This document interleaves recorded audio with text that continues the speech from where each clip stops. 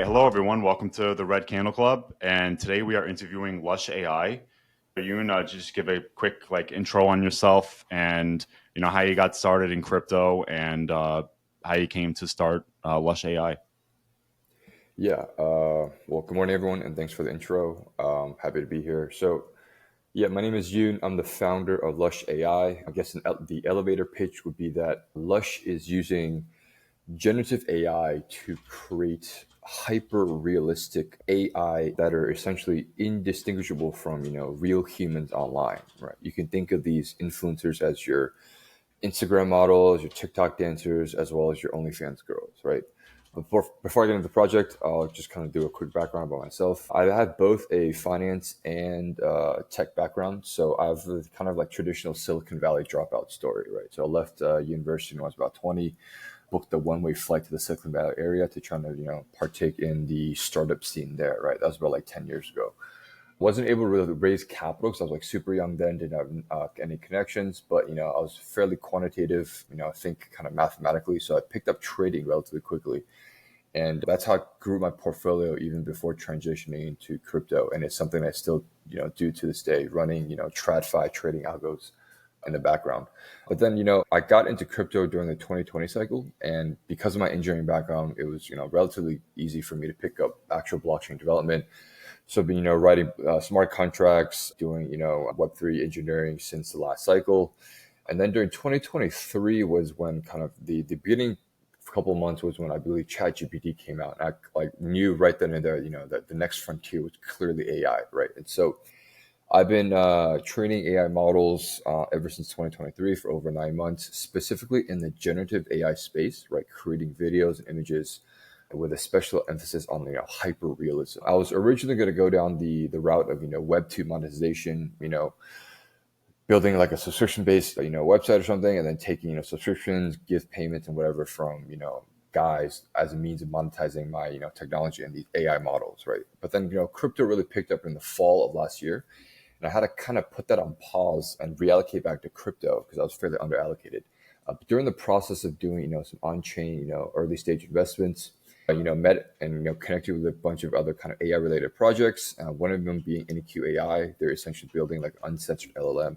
As part of getting in contact with the community, they kind of gave me the idea of building like a crypto project around the technology that I was already developing and monetizing in Web2, and that's kind of the origin story of Lush, right? And so we were founded in late December. Did a quick, I guess, kind of early kind of community round for about like 120K. That sold out in a couple of minutes, which we then used to seed the liquidity on Ethereum. I've been just growing kind of organically since then, right? And we are essentially at this point gearing up for the launch of our first product, which is Lush Chat. It is a AI-powered OnlyFans platform, and it's set to go live at the end of this month, so less than like 10 days. And we're gearing up for that, and that kind of brings us up to present day. Very cool. All right, so you have this chat product, Lush, and you're releasing it in 10 days. So is this supposed to be like is it like an OnlyFans type thing where people can chat with their models on OnlyFans? Correct. So Okay. the initial launch of the platform is supposed to be geared towards the Web3 community, right? Essentially to showcase our technology and Mm-hmm. our project. What that means is there's going to be like a gamified kind of airdrop and point system to really kind of drive virality and adoption from the crypto community. But in kind of actual like production use, the primary audience, the primary customer are going to be traditional kind of Web 2 guys that are getting like funneled from social Web 2 platforms such as Instagram and TikTok, right? Once the AI models that we developed, the first one being Jenny, she has a Twitter, which I guess I can link to you guys later. So essentially all of our AI models are meant to be essentially, like I mentioned earlier, indistinguishable from real people online, both visually and behaviorally, right? What that means is that each one of these girls or later on guys will have kind of their social media presence, right? And their story and their narrative behind each one of these people. And so, for example, from their Instagram profile or TikTok profile or whatever, the content generation will be, from our AI, right? And then eventually, even like the conversation and the DMs and even the engagement will be powered by AI as well, right? From those platforms such as Instagram, we will then, just like how an OnlyFans girl links to her OnlyFans page, except in our model's case, it will link to our, own kind of internal OnlyFans platform where guys will go to not just, pay-per-view content, but also, chat and interact, right? And so when I mean AI powered platform, I mean from both a content creation perspective as well as a conversational perspective. Got it. Okay. Interesting. Yeah, and I'd be happy to give you guys early access to our product launch, right? We're keeping like the group of people small, but I think I'll let you guys have early access and play around with the applications just so you guys can see, what the actual kind of value proposition is. That'd be cool. Would we be able to like screen share certain aspects of it if we got access, or are you trying to keep it like closed off? Yeah, I think a couple screenshots here and there is fine. How we plan to structure the launch is that it's going to go in three phases, right? Phase one is, I guess, where we can fit you guys in, right? It's like the insiders, so strategic advisors, and like the partner kind of KOLs, community leaders, etc. Right? That's going to last about 10 to 14 days, and then after which phase two is going to launch, right? How phase two is going to launch is phase two is essentially the partnered communities of the individuals that we onboard in phase one. And so the people in phase one will have like a referral code. I guess you can like even post it in Twitter or like Discord or Telegram, or whatever. And then the guys that you guys are associated with will be able to get into phase two. And then phase three will be like the general public. So that's kind of the overall structure of how the launch is going to work. Cool.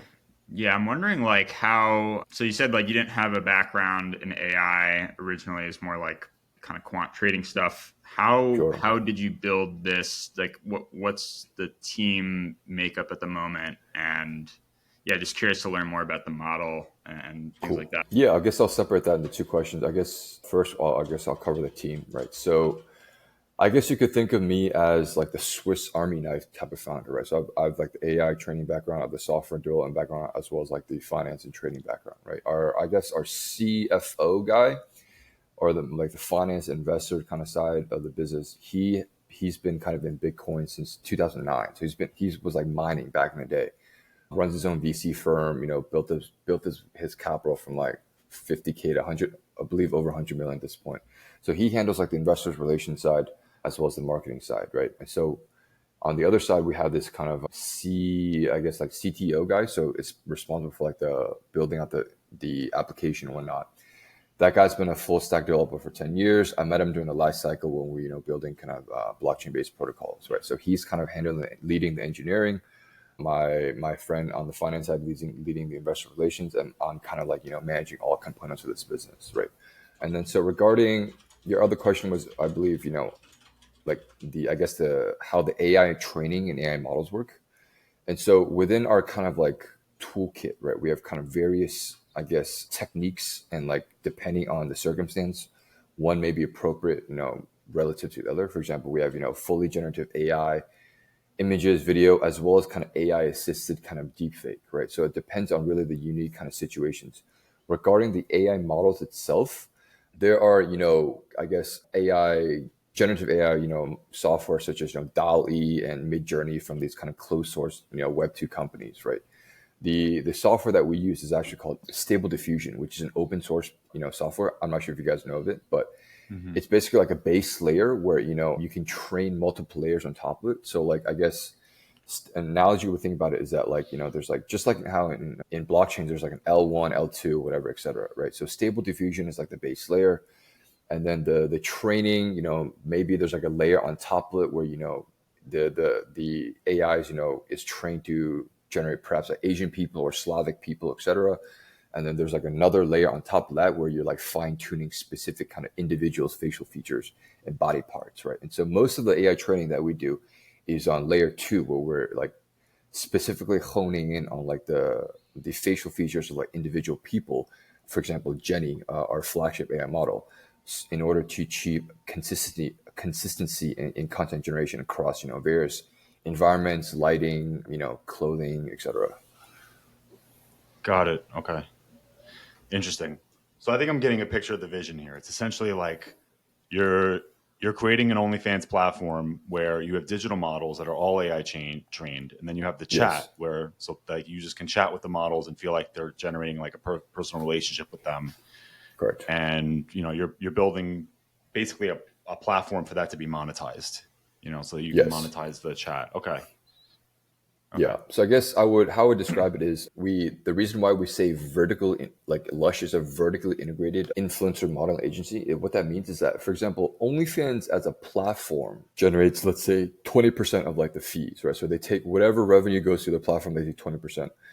What I mean by vertical integration is that not only do we control the platform, we also, the biggest actual risk factor, or this biggest kind of like, well, to call it risk factor, like the human girl, the human model is the biggest risk factor in this business, right? Because the churn rate of OnlyFans girls is extremely high, right?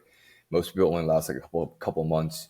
Obviously due to personal reasons, they get caught. They don't want to, just like laziness and like content creation, they don't want to do this anymore. So like, it's actually a huge risk for like a OnlyFans agency to onboard a model and like allocate attention and capital and building up the traffic sources, etc. Right? And so if we can use AI to essentially replace this biggest risk factor, not only replace them but actually capture that piece of the revenue pie, which is about 35%, right? So we control the 20% from the platform fees, as well as the fees that the model usually pockets herself, as well as the chatting agencies that normally take 10 to 15% from the conversations. This is what I mean by vertical integration, right? So it opens up kind of the revenue sources to a lot more channels versus the traditional business model of OnlyFans, who controls the platform itself, right? mm, Because the actual product in this business at the end of the day is the girl or the person that you're engaging with, right? The platform itself is simply a means to an end. I see.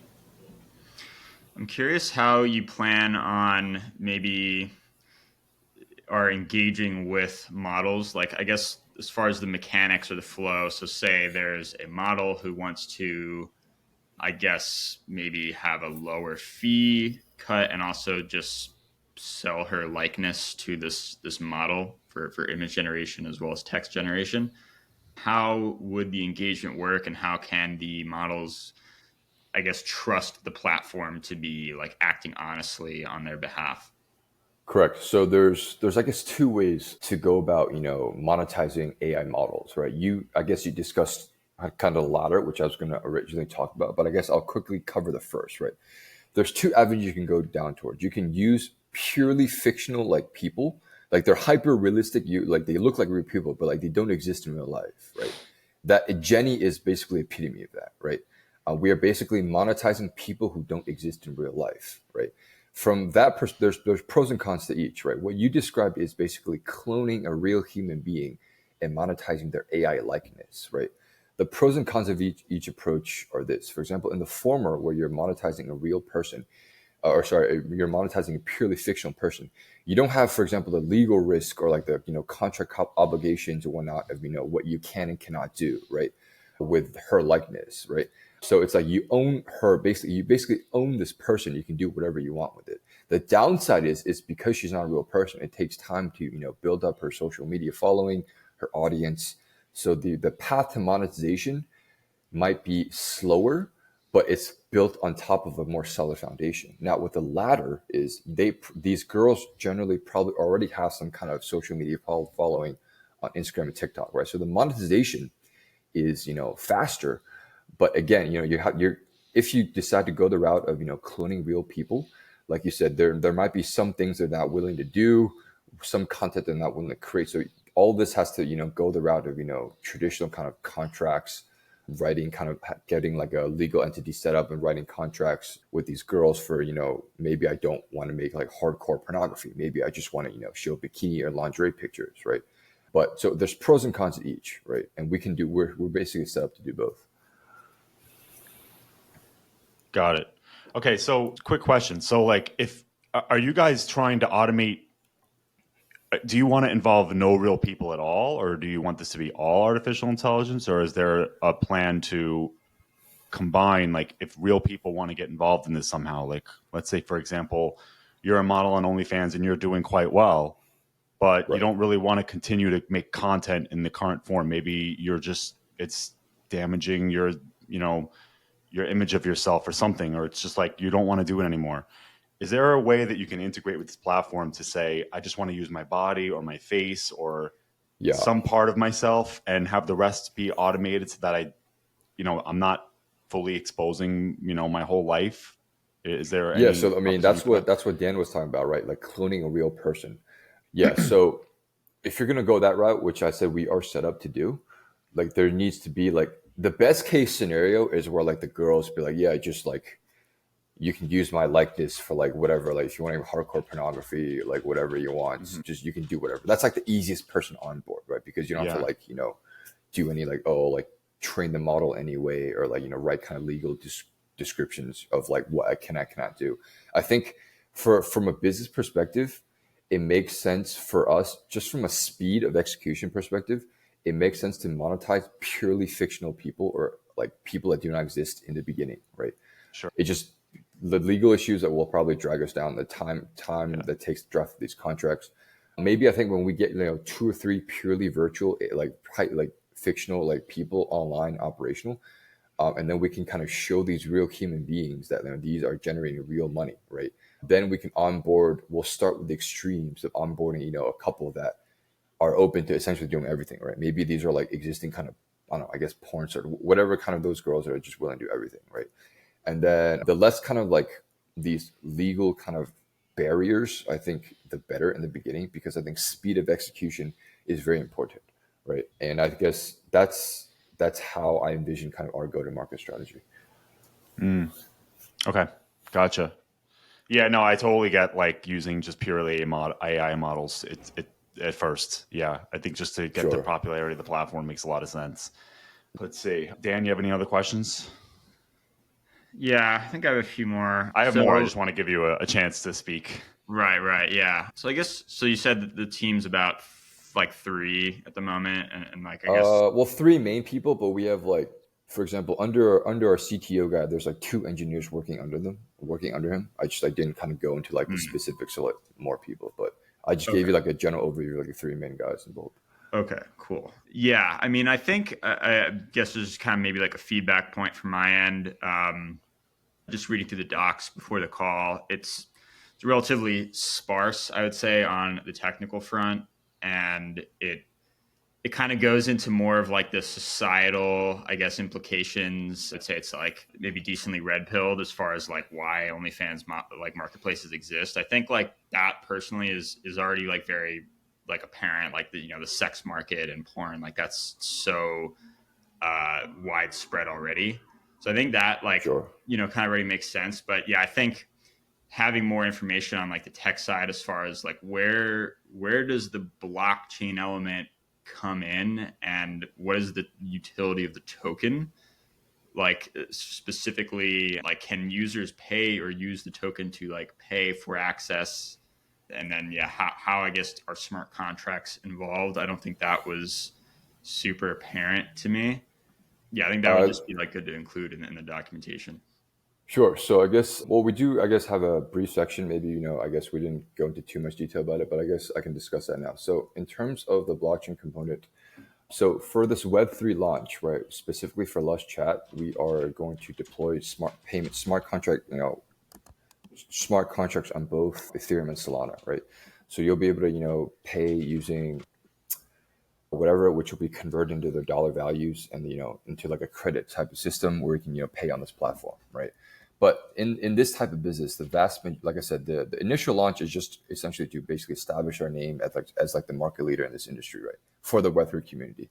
When you actually get this type of business up and running, the vast majority of payments are going to come through credit card payments, right? And so we are setting up the foreign, offshore entities right now to essentially accept credit card payments and the payment processors, and then bridge the USD on chain into like a stable coin or whatnot. From there, you can do things to actually like drive value to the token holders, whether it be through some kind of like staking and revenue share or et cetera, right? And so the token itself, I think it doesn't make sense. It's a poor user experience to force people to transact using your native token, especially if your native token is like subject to volatility, right? So like, the token itself doesn't need to actually be a medium of exchange for it to have value, right? And so we're just going to accept whatever payments in our platform in stable kind of currency, whether it be stable coins or actual US dollars for your credit cards, and then bridge those proceeds on chain in the case of credit cards to drive value to our token holders. So in the case of Lush Chat, it's like a hybrid type of Web2, Web3 business. Okay, so what exactly is the Lush token used for then? If you're planning on setting up a legal entity to accept these credit card payments, why exactly would users hold Lush? Well, because in the context of Lush Chat, it is like I said, the means of like driving value to the token holders, right? So like whatever revenue the application makes, whether it be from Web crypto payments or Web2 payments, would just be bridged on chain and through like some kind of staking contract or whatever, the revenue would be like distributed to token holders, right? Similar to how it's done with even like, TG Casino, Rollbits, even Uniswap, just is about to kind of like start their, fee sharing revenue mechanism, right? A revenue mechanism, right? It's like on-chain revenue distribution. It's not like a new concept. Other protocols are doing it. What we're doing, I guess, is like kind of just bridging the Web 2 and Web 3 worlds, because in this business, the vast majority of payments, like I said, are going to come from like credit card payments, right? But that's Lush Chat phase 1. I don't know if you got to take a look at through the entire documentation, but like phase 2 is like the Lush Network, which is like a blockchain-based marketplace for AI models, right? So like phase 1, Lush Chat, we're internally monetizing our technology and our models. In phase 2, the Lush Network is where we open up our like infrastructure to the general public so that anyone can essentially, if you're an AI artist, deploy your models to the network and monetize them by allowing everyday users to, ping the network to generate content, right? For instance, if you are an owner of like a mom and pop clothing store, you need to hire a model to, whatever, create some content to display your products. Instead of signing a contract with a social media influencer, flying down to a photo shoot and whatever, which oftentimes costs like 10, 20, 50 grand, right? Just ping the blockchain network, use a model. Let's say I want this model, Stephanie, whatever, right? I want Stephanie wearing the shirt, standing outside on a beach, etc., right? In that context, you'll be using our token as like the native gas token of the blockchain network in order to generate content. So those are two lines of businesses to Lush, and we cover both in the appropriate section in our documentation. Yeah, I just want to drill into that just a little bit more, just so I'm very clear. So there is basically the token at the moment is not needed for Lush Chat, and it likely wouldn't be. It would be credit card payment based. So there's going to be like USD separate. Correct. And then It's not, I would say, just to quickly correct it, I would say it's not used as a medium of exchange, specifically when on the platform. That doesn't mean that it does not have a value when it comes to like value accrual, right? Does that make sense? Because the token can have value in like driving value to whoever holds the token. It doesn't need to be used as a medium of exchange. For example, like Uniswap is about to turn on fee accrual mechanisms for their Uniswap token, right? Like you don't need the Uniswap token to trade. That doesn't mean that Uniswap token cannot actually have value if they have some kind of on-chain mechanism to distribute revenue. Does that make sense? I mean, I guess Uniswap's it's like this for governance, right? Yeah, well, it's a governance token, but they just like announced they got approval from the lawyers to announce this, like definitely. But the fees that they generated from the protocol before, it was not distributed to token holders, but now they're like about to turn it on, right? So the goal is then to use the Lush token as to share the revenue with users, like you said, and to share the profits of the platform. Yeah. Correct. So Correct. as the platform gets more usage and makes more money, the token, theoretically should accrue that value. This isn't like a novel, I guess, like innovation. Many other protocols, especially in DeFi, also kind of utilize this kind of on-chain, revenue distribution. Right? Yep. So like, let's say, you have this platform, I'm chatting with a model, et cetera. So would it be the similar type of, like, would it be a subscription type thing like OnlyFans has right now where, I subscribe $20 a month to a model and I get access to chat with her and see the videos, et cetera? Okay. Right. So OnlyFans business model is actually relatively straightforward, right? It's just like subscription-based payments and one-time payments, gifts, pay-per-view content, right? So yeah, our platform having something similar. Monthly subscription-based, fee, whatever, like $3.99, $4.99, whatever the price is. It could also be free, right? So it's just subscription-based payments, as well as the ability to pay for pay-per-view content, as well as excuse me, as well as to, gift the model, send her gifts and whatever, right? So that's like the revenue kind of model of the Lush Chat. I see. So I think one of the cool things about this is like OnlyFans right now, okay, I pay a subscription, I see a model, whatever. I don't do this in real life, by the way. Just, but I'm just saying, No, theoretically, no if I judgment, no was judgment. to, yeah, it's very hard for them to generate like individual relationships with each people. I mean, if I have 1,000 subscribers, I'm not going to remember details about each person. So I think one thing that's cool about this is like you might actually be able to do that, right? You might actually be able to create, you know, if you think about the context, in conversations with the models, the AI Yeah, models, and yeah. the real, So the AI, yeah. how it works is that like when you're we also discuss this in our documentation as well. Like when you're talking to a regular OnlyFans model on OnlyFans, you're not actually talking to her. You're talking to like a Filipino VA that she's outsourced her chatting to. Oh, I So see. like, yeah, you're not actually talking to the Yeah, girl. So these true. VAs have like these kind of scripts that they go through to like try to actually extract gifts from you. So like she probably doesn't even know you exist, to be honest. But like Right. that's just the nature of the business, right? Because like you said, there's no way one girl can keep a conversation with 1,000 people, right? And so like I think we believe that AI from a conversational perspective can provide a more fulfilling conversation than these Filipino VAs, and also just have that conversational memory built into the AI, right? On Yep. top of that, the AI, based on kind of the chatting data that the platform collects, it can be used to recursively train the LLM to essentially like be better at whatever, like even asking for gifts, right? Like, or to Yeah. maximally extract revenue. So those are kind of very interesting, that you can do. And I think this goes back to, I think, one of the key kind of tenets that I always like preach. I think for any AI business to actually have a defendable moat, they either need to have control over or I think their training data and or the proprietary AI models, right? So in our context, we have control over, the chatting data, which can be used to, like I said, recursively train the LLM. And also all of our kind of girls, the models that are responsible for girls are like built and trained in-house, right? This is directly antagonistic to, what you consider like a traditional like front end like chat GPT wrapper, right? Those type of businesses can be wiped out overnight if Yeah. chat GPT just, decided to launch its own chat or own application, right? So when, in context of like defensibility in the age of I think data and the models, ownership of those are very important. Yeah, 100%. I share the sentiment because I actually work for an AI startup myself, and there's always that fear of like OpenAI just releasing a product Correct. and wiping us out overnight. Yeah, Right. and it's really about the platform you build on top of it and how the experience of that is, and also, Yeah. yeah, like your proprietary data that you control and train on, etc. For sure. Yeah.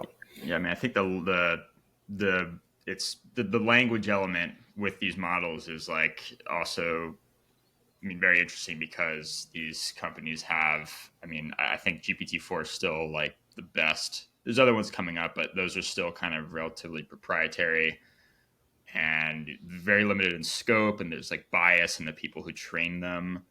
So I guess is the LLM like basically fully custom? I know. Like, was it Mixtral or Mistral? That's like kind of an open source, fully customizable, unfiltered AI option. I'm curious if you guys are able to share like, yeah, just the model Yeah, it's a good question. paradigm you're using.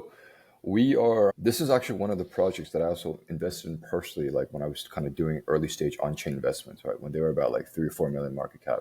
They're trading about like 100 now, but they're actually a partner of our project.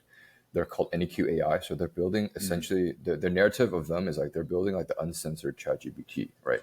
So they're our kind of like technology partner, and they will be providing the LLM to drive the conversational ability of our AI models. And then ideally, we want to, as like I said, as we collect more and more chatting data on our platform, we want to use that to kind of recursively train the models to get better LLM to get better in conversation. So this is a custom built solution without the issues of censorability and all those issues that come from ChatGPT and the publicly available, I guess, like models that are provided by these Web2 companies. Right. So that's Yeah. NAQAI. EnqAI. EnQ. EnQ. Yeah, I've actually been watching this one, and it's pumped insanely over the last like 6 months or so. Yeah, so they're a technology partner. They're like Mhm. I'm pretty close with their founders because like they're the ones that gave I guess the idea of like building a crypto project around Lush. Our first Yep. kind of part of our launch was we airdropped 5% of our supply to their token holders. So as part of like the process of bootstrapping community, and you can like read about that I guess on Twitter. So yeah, we're kind of Sure. heavily involved with each other. Yep. Cool. Anyone else you guys are partnering with, or is it just primarily them right now? Just for now, I think I think when it comes to like any partnership or any kind of like whatever a partnership, I guess I think there needs to be like actually makes sense. Or I don't want to just partner Yep. with projects to put out like a PR to like say a partner or something, right? So I think from a For technological sure. standpoint, they're only one that makes sense so far. Sure. Yeah, I think also like where this project is interesting is it's actually a good story for like helping fight human trafficking if you think about it. Like I actually was because let's say that someone a girl wants to do this. They want to like a real person wants to be an OnlyFans model or wants to do some form of modeling, but they don't want to fully commit like you have to right now, which involves like basically being nude on camera and performing acts that you may not want to do. This platform may give you a way to do that. Maybe you don't make as much money, but you're able to do that on the side and not fully expose yourself. Like, so I think like this could actually have a lot of it's like a good story from that viewpoint too. And if there's a way that marketing could take place, like I think that you guys would really win the hearts and minds of people. Yeah, I think that's a very good point. To be honest, like this industry as a whole, like it's brutal, man. Because like I mean, it's a very brutal industry. Like I mean, I don't think it's something that like I think it's a net positive for society if AI can essentially displace these girls from like doing this as a living, right? Perhaps the future is they might still be able to monetize off their sexuality, but they clone an AI. The AI is just doing it in the background for them, right? Because like I think society Right. better off if we can one like outcompete these like human girls. That actually gives them more incentive, to like reallocate their labor and attention to more productive kind of occupations in society, right? As opposed to taking selfies and nudes like as like a full-time occupation, right? So I think I'm on point with you there. I'm agreeing with you.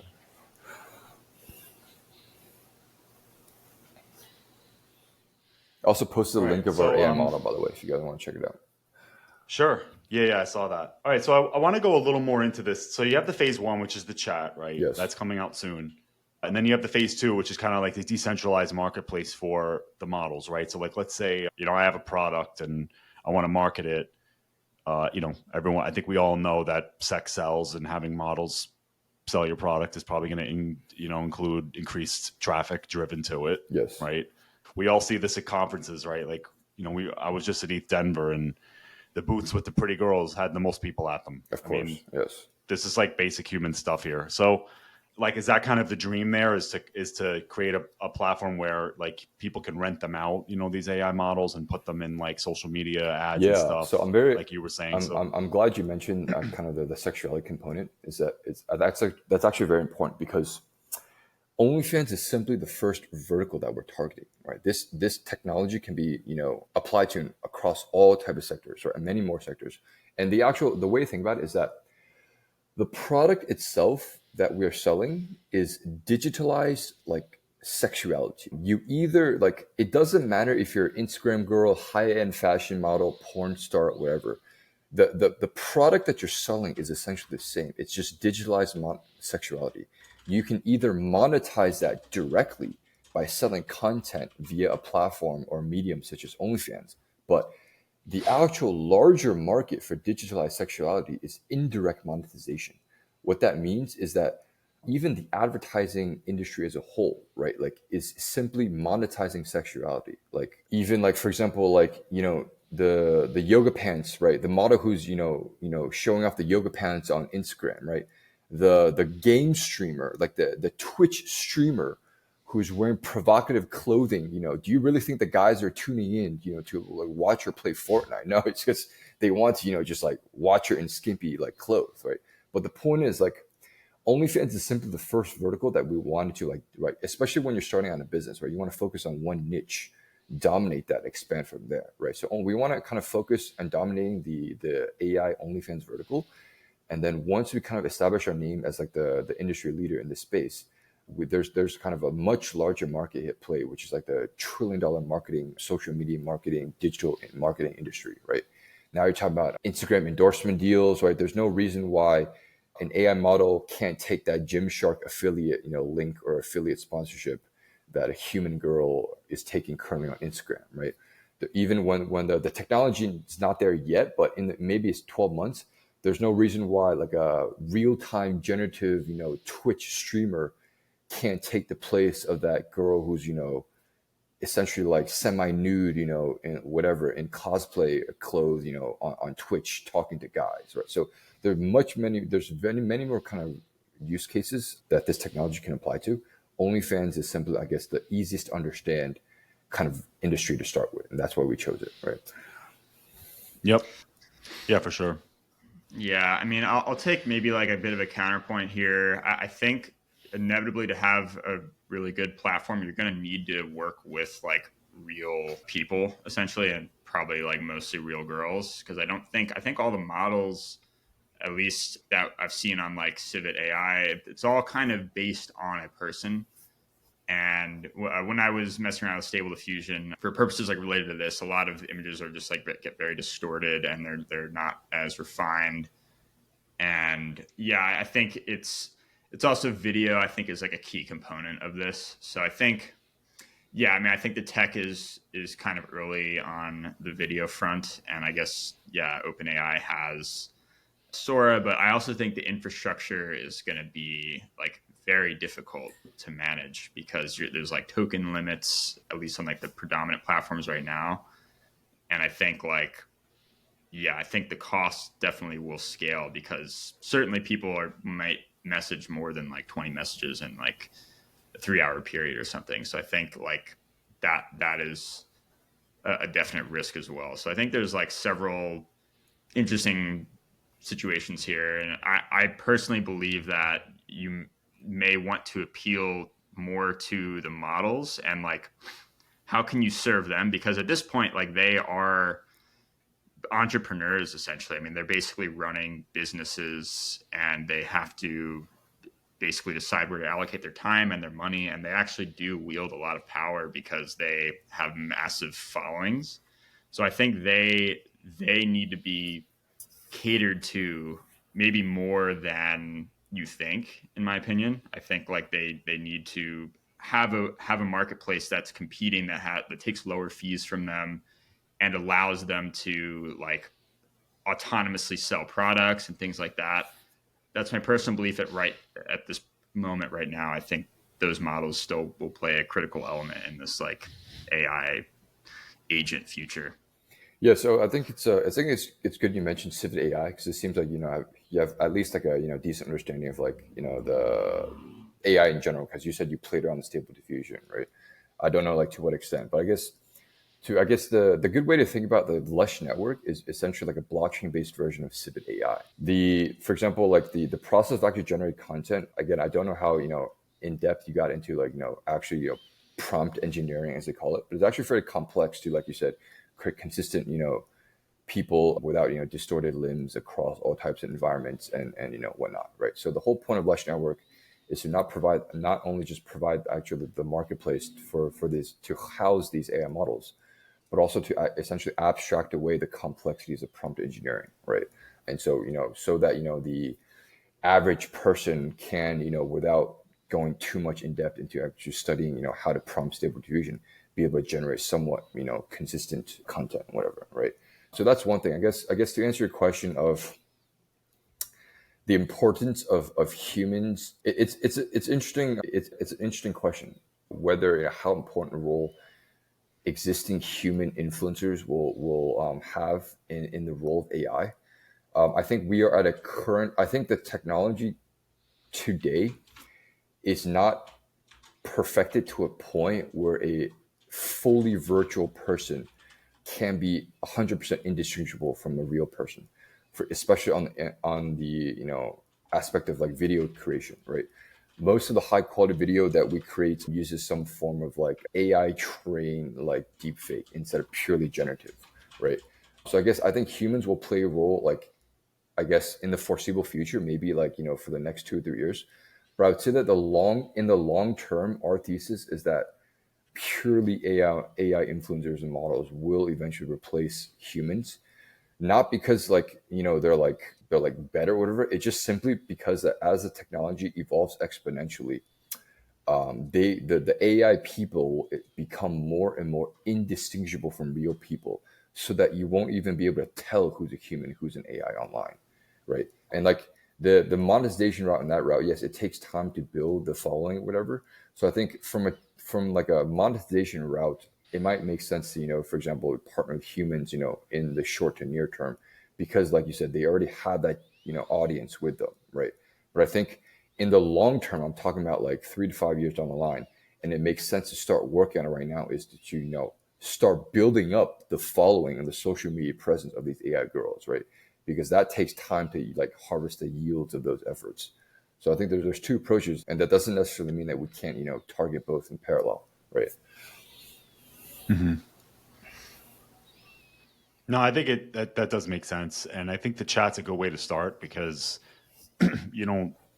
I mean, you don't need an insane amount of compute for that. Right. But yeah, I think long term, yeah, I think to Dan's point, like it's going to take a lot of money and compute to do a lot of like especially video, and that is so new, but it's going to get there eventually. So I think you guys are in a good place too if you build this now, over the next ensuing years, when the technology gets better, Yeah. they'll be able to capitalize on that. When like I said, when Lush Chat goes live, and you can even take a couple of like, even on the Twitter that I showed you of our AI model, you can take a look at, I guess, the video examples that we have right now, and you can, judge the quality there, right? But I think even in those instances, like I said, those aren't purely generative. They're like AI. We're training an AI model based off like our AI girl, right? We're using AI to train the AI essentially, and then Okay. we're gonna essentially like use that as like like AI assisted deepfake to create like video. That's the best like approach with today's technology. But even using that approach, it's like the results are still quite good, I think. Yeah. Another question I had was like the influence, right? So like let's say this Jenny model, she has a Twitter account, she has social media accounts. How is that being promoted? How are you generating the Twitter posts yourself, or do you have a AI model doing that? How is she gaining followers? Yes. So right now, the primary kind of go-to-market strategy of our model Jenny is to basically like drive attention to our crypto project, right? That is in kind of contrast to the actual marketing strategy of driving fans to our platform. Because when it comes to that, like that you're talking about, like traditional kind of Instagram, TikTok marketing, right? Jenny's purpose right now is essentially like, we call it like Operation TTT. What that stands for is like Twitter thirst trap. It's like an inside joke where you have this like girl kind of flirting with these like crypto bros online, and then they like use through that funnel they get to find our project, right? But to answer your question, the content generation, like the content that you see on our page is generated like is like from our technology, right? The actual kind of engagement, we've tried like quote unquote AI assisted, Twitter engagement bots, whatever. We just found that nothing beats like the high quality engagement of like a human being, just like managing these accounts. So, I mean, like, but even in this instance, right, we have like a VA that's managing like 5 of these accounts for like, like $5 an hour. So from a cost based perspective, it's still, worth it to, run it using a human. Sure. Yeah, I think maybe like the last question for me. I'm just curious. So, like on the token page, Yes. when did the vesting schedule start? The vesting schedule started TGE, which is like January 22nd. So that was like 2 months ago. So yeah, to January discuss 22nd, 2024. yeah. So the token went live 2 months ago. So we're still kind of relatively new. We have, for example, regarding the tokenomics, we have tokens allocated for future VC rounds, which we do plan to raise like a more official round during Q2. Up to this point, it's just been funded through like the trading tax. So we have like even with that, we have about like I think 700K at this point. So that can fund us for like the foreseeable future. We also have tokens in Q2. One of our plans to also seed a trading market on Solana, because that's obviously where like most of the retail attention is. So we have tokens allocated for that. We're gonna bridge some over onto Solana and see the trading pool there. Maybe in the future we're like, I don't know, see another trading pool on Base or whatever, right? So we want our token to be kind of cross chain to tap into as many kind of network, I guess, blockchain network communities as possible. Okay. Cool. Anything else you wanted to say, Yoon, from your side on behalf of Lush? Um, yeah, I would say that I guess just keep an eye out for us. The next kind of forward-looking event is the Lush Chat, like I said, which is going live, early access in about a week, and then public access a few weeks later. So I guess that will be a great way, I guess, for any listener or any participant, test out our platform itself, as well as to, I guess, get a good kind of glimpse of like the quality of our like AI content, right? And I guess that's, I guess, a good way to, I guess, scope out the quality of our product, and judge for yourself if you see there's like a value proposition there, right? Okay. And then I guess Sure. users can contact you through Discord primarily. I mean, I'm pretty responsive on all of our platforms: Twitter, Discord, Telegram. Telegram's probably the best way to do it, actually. And Gotcha. I mean, yeah, like I said, I'll like follow up with you guys after the podcast, give you guys early access, test out the product. And if you guys like it, you're more than welcome to, share a referral link or whatever to your listeners and your audience, to, get them, to test it out as well. Nice. Cool. Well, Yoon, thank you for joining the podcast. This was a very interesting project. I'm very, I think it's a cool kind of intersection between AI and crypto happening right now. So, Yeah. Thanks for coming on and talking about this. Yeah. Thank you guys for having me. Thank You're you. welcome. All right. Take care. Yep. Take care. All All righty. right. Cool. So what are you thinking on that? Yeah, so obviously this is all not financial advice. We're trying to basically, investigate anyone who's building in crypto right now. And I'd say there's a lot of projects that kind of go I'd say like hyper degen route, where they have the Git book and it's like very kind of philosophical documentation. And yeah, I personally feel like I don't know if I can like trust this platform fully to like put my funds into it. Yeah, I'm just like a little sus on just it's very limited in tech. Yeah. I also think they're going to have, they need a lot of money for this. Ultimately, and I think it's going to be hard for them to raise.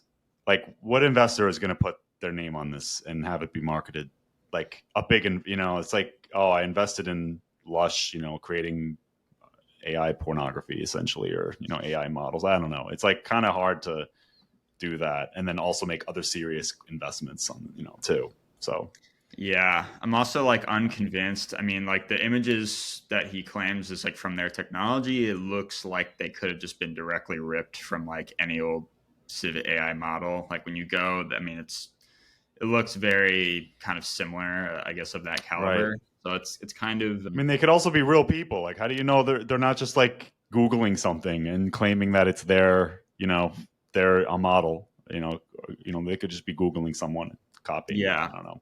Yeah, Yeah. it's kind of like it's striking a hard balance. I think, unfortunately, with crypto, there is such a difficult regulatory environment where, like, it would be great if people could build out in the open and not have to worry too much. There's definitely elements of certain crypto projects that expose people to rugging elements, and Mm-hmm. sometimes people are just trying to build in earnest and like they're trying to just get funding so they can build. But it's hard to mechanically separate projects that are going to rug people versus like very honest actors. Yeah, in my personal opinion, I guess a little concerned about this project. So Yeah, it seems I agree. It's a little bit. I just think it's very hard to do this. I think the chat could be interesting, like because you can definitely train them. You can definitely have a model that takes context of previous conversations and treat it like it sounds like you're talking to a real person, but that has no real value in a token, right? I mean, that could just be part of OnlyFans or something. Like, it doesn't Yeah, have to I be its think that own was also project. what was concerning is like I didn't really fully understand like the token model, and I think ultimately not being close to the creators and like understanding like what are the creators doing. I think it's even in like a fully AI context where you're maybe trying to replace the creators. It's still good to know. I don't know, both sides of the marketplace, like Right. what it is that they need or they want. And yeah, I mean, I'm seeing like some other, like when I just search like decentralized AI or no decentralized OnlyFans, like only one app shows up. And yeah, I mean, I could see like moving gradually into Web3 with like NFT models where you're like, giving special access into that offers access into the broader Web3 ecosystem, like, rather than being super gated within OnlyFans. I think that's like an Right. interesting value proposition. And then obviously there's the AI element, so you can like offload the work. Mm-hmm. So I think there is a marketplace in this realm, but I guess it just remains to be seen if like Lush is going Yeah. to be able to execute and garner the Sure. funding and infrastructure to do all this. Right. Yeah. That's the thing. I think funding is going to be tough for them to get. To be honest, Yeah. I just don't see how they're I don't know. Electric Capital isn't going to invest in something like this, like, and put their name on. It's like who, or I don't know. They're going to have to Yeah. work hard to sell to investors, and I mean, but it's risky. Like, it's not a high valuation, really. Uh, we're still early in the market. It could be something, but yeah, there's tons of risks. Yeah. And I have seen Anon projects like get funding. I mean, it does happen. And I do think, yeah, they will put in maybe less than, they would if you were your DAnon equivalent. Sure. But yeah, it's definitely happened. And yeah, unfortunately rugging like can still happen. I don't think being a non like insulates you from legal consequences. Like there are ways to No, it doesn't. find you basically. Like if you Yes. screw up and rug people, like I don't care how anon you think you are, there are so many methods and tools at the disposal of the legal system that Yeah. eventually there will You're be. gonna get found by someone, man. Someone's gonna rat you out. It's only a matter of time. The thing is, like, I mean, it's ultimately, if a government wants to find you, they will. They'll leverage a real person to rat you out. Yeah. It tends to be how it works. I always get a little skeptical of anonymous teams who don't want to be doxxed, because I'm like, Yeah.